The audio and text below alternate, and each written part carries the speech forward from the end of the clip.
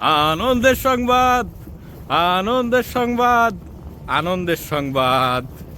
আজই সন্ধ্যা ৮ ঘটিকায়, আজই সন্ধ্যা ৮ ঘটিকায় স্থানীয় স্বয়ংসানব খিচুকসা থাংবিশিল ইওয়ানে চলতি মাসের প্রথম ছুটি উপলক্ষে এক বিরাট সুজু পার্টির আয়োজন করা হয়েছে।